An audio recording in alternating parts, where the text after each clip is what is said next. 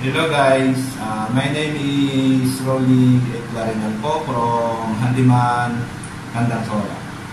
Ang i-demo ko po ngayon is iba't ibang klaseng drill bit set. Ang una po i-demo ay masonry po.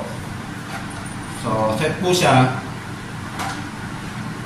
hanggang 4 hanggang 10 po. 4, 8, 5, 6, 7, 8, 10. So meron din isang klase ng masonry.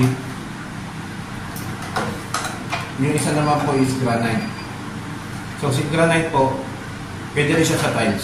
So si granite pang matigas na klaseng mga semento. Pwede po siya. Tapos pang metal, so tinatawag na black oxide. So sa mga bakal na medyo hindi matigas, ito po yung ginagamit. Yung isa naman po ay cobalt. So, si cobalt po, ginagamit po siya sa stainless steel. So, paano nyo malalaman po kung stainless po yung gagamitin na drill bit? So, yung kulay po ng drill bit ng pang metal sa stainless steel po ay kulay dilaw po. Ito po kulay dilaw. So mga ordinary bakal naman po, ang ginagamit natin is black oxide. So malalaman po natin yung pagbakal.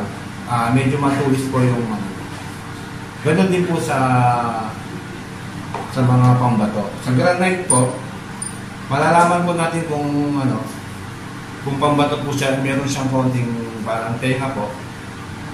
So ito ginagamit pwede sa tiles at sa mga pambato. Yung isa naman po na kulay itim para naman po sa granite. Yun po, isang dagdagan naman po para sa atin. Maraming salamat po. Visit lang po kayo sa Handyman, Candansora, Arimar po. Thank you po.